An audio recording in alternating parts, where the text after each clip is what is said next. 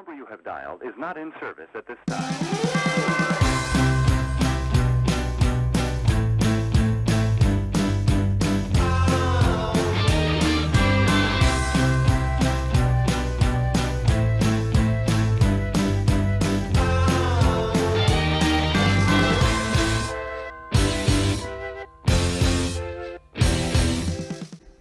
Welcome to Spotlight on the Arts. I'm Patrick Cristiano, your host, the publisher of TheaterLife.com, a website for theater buffs covering everything theater. And I am coming to you from the LTV studio in Wainscott, where I have a special guest. I always have a special guest. This time it's an artist who happens to be in the permanent collection of the Parish and Guildhall, Eric Dever. Eric, welcome. It's a pleasure to have you. Well, thank you, Patrick. I can't tell you how wonderful it is to be back and to see you. Here we are. And this is one of Eric's most recent paintings. In fact, he told me the paint is still a little bit wet as he brought it into the studio today. So what's it called? The title of this work is Star Magnolia, and it's 48 by 36 inches on linen and executed in oil. It's gorgeous. No, it's absolutely beautiful. And this is the most recent thing you've done. Actually, I completed it last week, and it just needs to be signed at the top on the reverse. Where do you sign a painting like this? Usually on the top and, You do? and the reverse. And it's sort of a contemporary practice to signature on the back. It's fabulous. I love it. I really do. But now you have been really busy for the past even year. During the whole pandemic, you kind of painted yourself out of it. Is that not correct? Or painted yourself into it, which it's true. There are certain things that happen for me regardless, and but it has to do with season. Much of my work tracks the season and the progression of, beginning with the progression of spring. And that's something that I develop month by month, and then we transition into summer. And then often I paint a fall painting, and winter I work on everything else. So this is something you've always done. It's kind of like a process of yours always? I'm tuned into the seasons. I think it grounds me into the earth. Oh, wow. And sort of cosmically. Spring really is a cosmic event. It's not that spring happens. We sort of arrive at spring, and just because of the rotation of an orbit of the earth. And something I look forward to. For me personally, spring is my personal New Year, but that's something shared by many. So you're really flying right now then too, especially we've got our vaccines, and and Dr. Fauci says that we're safe if we've been vaccinated. Yes. We're out in the world. So let's go back to back in May. There was a drive-by pop-up art. No, drive-by art exhibition is what it was. Yes, and that. Let's have the image of there was a photographer from the Times that came and took your photograph. Oh yeah, that was interesting. Is this the photograph? This is this here. This one here. This was last May. Yeah, last May. In 2020, and it was kind of surprising. You know, often people find the New York Times on their front porch. I found a photographer from the New York Times who wanted to take some pictures for a story that Stacey Stowe was writing. The photographer happens to be Brian Derbala. You could take the picture down. And who's a men's fashion photographer, which was a big surprise. I found out later. But the drive-by event was organized by this fellow named Warren Needich, and he organized this from Los Angeles, and then came here and pulled together a number of East End artists. And the idea was that in the middle of the pandemic, particularly the frightening beginning, people could at least get into their cars and drive around Long Island or Eastern Long Island and see some art. And it was sort of a new concept of exhibiting, because museums were shut down, galleries were shut down, everyone was isolated, people were afraid to mix in public, and this was really I think a brilliant opportunity for artists and public, just something to do. And so I installed what I was working on, paintings that track spring, and I attached them to tomato stakes. Oh, wow. That's very inventive. Yeah, well, I was saving them to plant tomatoes, but I thought, well, It's better for art. it's good for art, and it kind of made a nice installation across the front yard of my studio, and people could drive up and look at them. And So this picture is taken really in the front of you. Exactly. Let's show it one more time. I think it's a dynamite picture. it was fun. Can we have that image one more time? No. Okay, well, I guess we can't get that back. Well, oh, there it is. It is there we back. That's cool. Now, do we have some of these images too? I believe the largest one in the center is the next image. Okay, let's have it. Oh, great. This is your spring, part of Yeah. your spring. This one, I believe the title is, could be May 24th, it might be, or it might be, I titled them after the dates, but this painting was some, So you title your paintings after the date you do them and not out of any kind of emotional response? from them? sometimes. I track spring, it's how I gauge the plants and sometimes it changes each year. But this painting had to do with the maple tree canopy blooming. And what surprised me, and I had really never noticed before, but there is red in the spring buds of the maple tree, and they're just about as red as you might see in fall as well. And so that was one of the things about the pandemic. It had me personally looking more closely at my own personal environment, my own property, my walks that I would take. So you never, I mean, this red that you saw in the maple tree, you never saw it before? I never noticed it until. Yeah, it's fascinating. And that's one of the things that happened, was just becoming a little more micro, and the tree canopy, as a consequence, has become really one of my continuing interests that sort of grew out of that time, and in this area. So what's the next image we have? Oh, okay. This one, well, this occurred, I worked on this a little bit later, and it's around July 16th that some daylilies around my studio start to emerge, and I like to try to do something with them because I like the yellow so much, and the orange as well. The orange is sort of ubiquitous here because we see a lot of them, but the combination of the two for me, with some of the green, are especially evocative of summer, and I look forward to them every year blooming. They're almost like friends that come back. It's true. As long as they still live, but it's like that. And particularly during this last year, gardens become important, terrariums become important, houseplants become important. These are all living things, and they offer us nourishment as well. Yeah, I can't live without flowers. They make me smile. I like to see them in my environment. I always try to bring them in as much as possible. So This is beautiful. yeah. So what, we have more images of. Are there more images from the drive-by? Oh no, this isn't drive-by, but this is an image from spring. It's a little bit before the daylilies come, but this is when a cherry tree next to my studio blossoms, and I try to paint this one with some regularity, but it's only the window this year is past.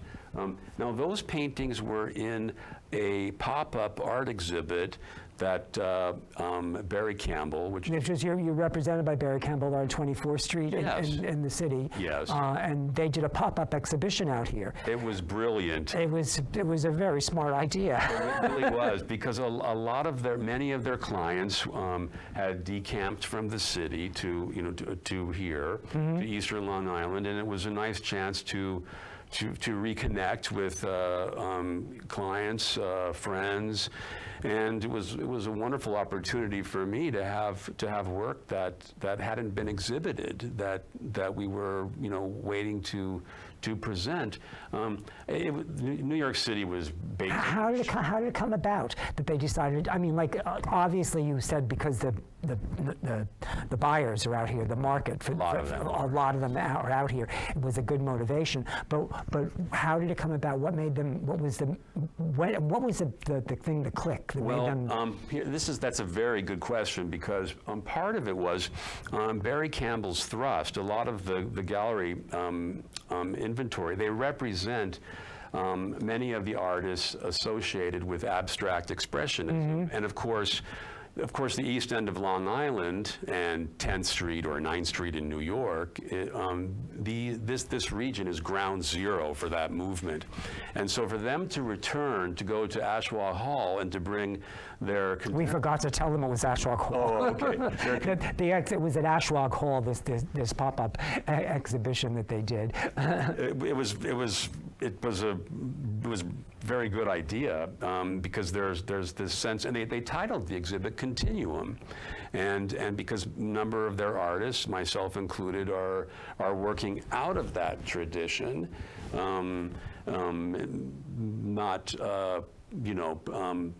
certainly making work that is an outgrowth of the New York school and some of the techniques and as well. And so it was really, it was like coming home in some way for them to bring to even have the show there. So we were very happy about it. And they'll be back this year as well. And did you sell work out of it? We did well. Oh, wow. Thank you. Congratulations. That was really nice. I mean, because that's the whole point, ultimately, right? Well, it's part of it. I think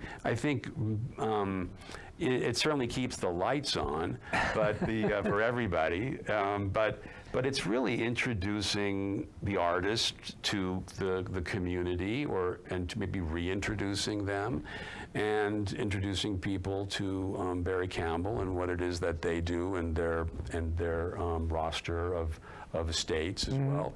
And so I think it was win-win for everyone. And they'll be doing it again once this summer and again in October. Or do you know the dates by any chance? I don't. I do know that I'll be participating in another exhibit with them out here probably in October, something like that. Will they be doing it at Ashwag Hall again? Yes, it'll be Ashwag Hall. So there are going to be two more pop-up exhibitions that they're going to do at Ashwag Hall of people that they represent. Yes. And how cool. And another one this summer as well. Oh, wow, that's exciting. That's very it's exciting. nice. So when you were painting these pictures that were in the pop-up, you didn't know where they were going to be. At the time you were actually putting the paint on the canvases, you didn't know when they might be shown or where they might be shown. I had no idea. It was a pop-up for me personally. I just had no idea. But painting is a way that I negotiate my life or where I am in the world, and this is something. What do you mean by that? It helps me to process what's happening around me, and process. It helps you process because you get out of your head, or well, it has to do with really my optic brain and sensory memory. It's how I take the world in and make something of it. And so even if we're in a dark period or a difficult time, it certainly can affect the palette. For instance, towards the end of the pandemic, the paintings that we've just shown earlier at the beginning were my usual exuberant, very bright colors. But more recently, I'm afraid I'm one of those people that succumbed to some of the anxiety of the tail end of the pandemic, and my palette has become a little bit more subdued. And this is the kind of work that I'm focusing a little bit more on right now, is paintings with a little bit less colorful. Maybe there's a lot of color in this, but certainly more subtle. Is this kind of like a transition back to, in a way, that you came from? I mean, not really, because I pretty much in the past I've been full blast color, and with not too much of a white tint. I kept it pretty bright. The hues were always very strong, and but I think there's a sort of a reckoning with this is something we can't ignore. What has happened? no, we can't. We're processing. I think we've all been changed by what has happened, Yes. and I think if you had, it can be a positive effect. Yeah. And I think a very positive effect it can be if you do it that way. But what I really want to talk about is what happened to you. You also went to the Warhol Montauk project. You were invited to participate, and you went out to Montauk in September of 2020 until March, and painted your little butt off. Well, yeah, that was really a wonderful opportunity and relief. I think it's a great opportunity. It's a great honor too. At any time. But an honor too, a real honor. Thank you. But the way that it worked out, I found out at the beginning of 2020 that I was awarded the Warhol Montauk project. But I was unable to go to the site because of some COVID restrictions, and so I wasn't able to go there until really the tail end of the year, which was in the fall. And it was actually September, so it was really before the technical end of summer. It was past Labor Day, but it was still summer for a few weeks, and that's when I began. And I don't know if we have any. Yeah, we have some images, yeah. Oh, great. Yeah. It will show you the scope of the whole thing. Okay. These are all the images, or just some, how many, or just a lot of them? There's a few more. There's 18. And you actually did these at the Warhol? No, I didn't. I spent time there, but the work that I do is in my studio. So let's have that image, let's have them again. Can we have that back, please? Because it resonates from the, I mean, you feel. Oh, that's a high compliment. You feel the place. I can feel it. You could see on the floor and the wall, some of it looks like the painting is growing or expanding, the painting itself. But the grouping of 8 paintings are really from Amsterdam Beach. That is that area directly under the Warhol estate. So those are the 8 on the right-hand side? Yes. And they trace and track various aspects of the terrain through the moorlands, down a path, down to the beach. Reflections and tidal pools became a very important device for me, because and then finally at the end, the bottom figure of the 8, there's no sky in that picture, because the sky, I reflected entirely in the tidal pool. Oh, wow. And it was and that's become a hallmark of my work at this point, is the sky in the sea or in the foreground. And it's also formally a good excuse to bring some blue down into the sort of the earth tones at the base. And then the other work is the 6. At a certain point, I finished up at the Amsterdam Beach site, and I stopped by the lighthouse in Montauk, and I spent some time there. I did do a painting about that experience, but then I found this brochure at the lighthouse called the Explorers Club, and it was written in the 1950s, but it had a list of all these places to visit, and if you go to, that was for teenagers, if you go to them, these places, you can be an explorer. And so, well, I thought, I've got time on my hands. I'm going to visit these places. And interestingly, most of them were sacred Montaukett sites. Oh, wow. And one could reach them by by trail. Oh, that's really fascinating. And so that's where the part of my focus went. Did that you get an energy lift from it too? I did. I mean, could you feel it? I did. It changed how I really think about Long Island. And I think this could be true anywhere, but we are living on the Montaukets land, or their history, and of course, yes, they are combined at some point, but the land, I particularly that area, I just feel a great deal of reverence and awe, and I try to imagine what it might like to live there. There's a view of Scallop Pond off to the side where one could really live fairly well off of shellfish and striped bass, and then there's some freshwater ponds, and it's so high up you really can see almost 360 degrees all around you, and so I just kept that in mind, and I tried to do some reading about the area as well, and You seem almost like you're a bit altered by the experience. a little. I mean, as you're sharing with me, I hear that. Well, that's Did you feel it? well, there's some of their belief system has to do with the oneness of all things, and, Oh, wow. and spending time at Council Rock, which is also a cemetery for the Montaukets. And mind you, the Shinnecocks, their territory is west of Bridgehampton or thereabout. But when I was sitting there at Council Rock and looking out, as it was becoming twilight, I could see the lights going on, car lights, and some lights from the town and all around. But it really was the view of the sky, this large crystal rock, the view of the sky, the scallops in the sky, the twilight, that was the story. And it seemed that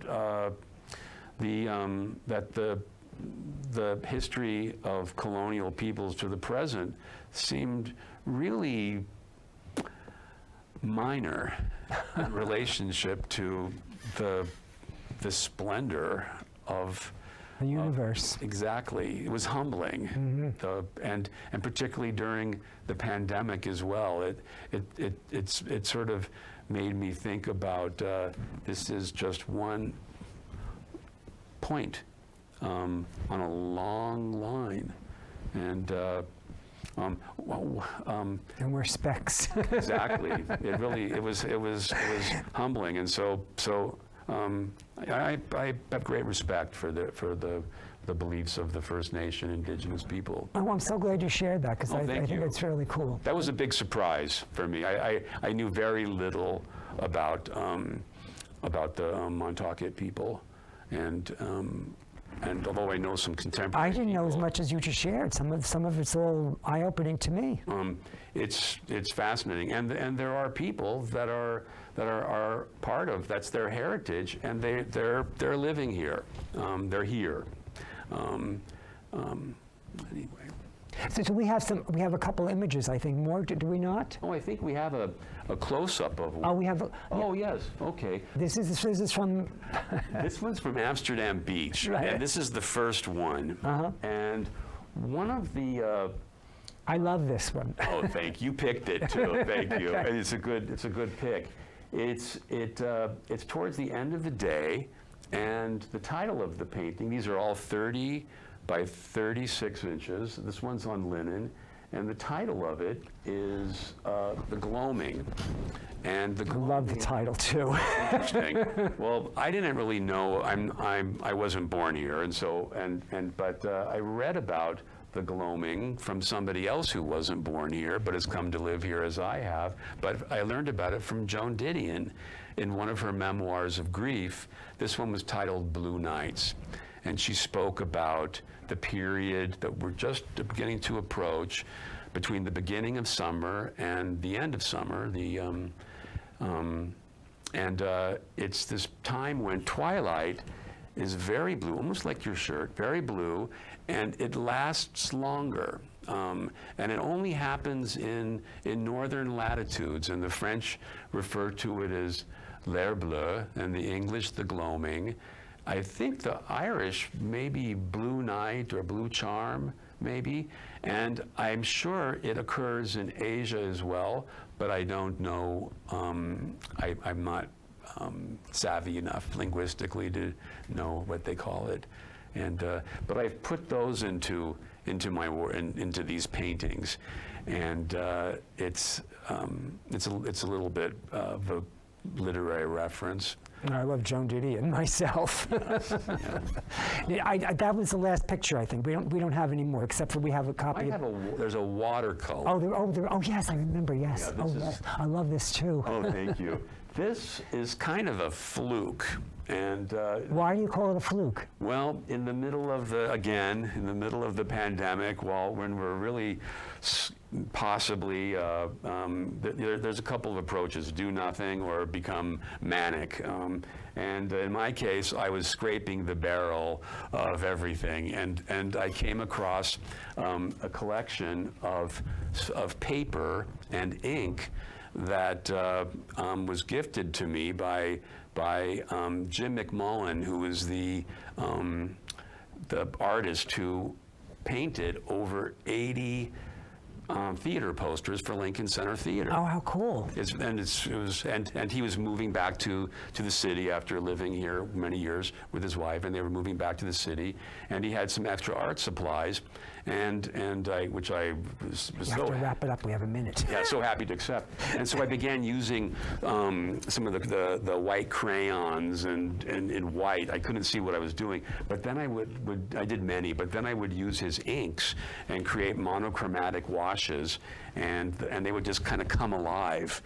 So it was fun. It was like magic or invisible. And so I did Coney Island, Sag Harbor, some beaches, Washington Square, and I'll probably do some more. And the group of that work's called The Last Day of Summer. Oh, you're like a kid playing. I was.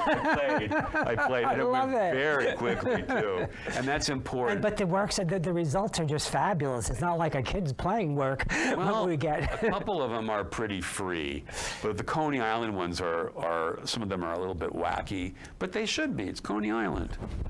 We have 15 seconds. You're going to have to come back. Oh, And Patrick, when thank you. we have the pop-up or something, you'll have to come Oh, back I'd love and share to. more with you. Eric, Oh, it's thank been you. so much fun chatting with you. Thank you. I love your work, especially. you. Thank you. Thank you, Patrick.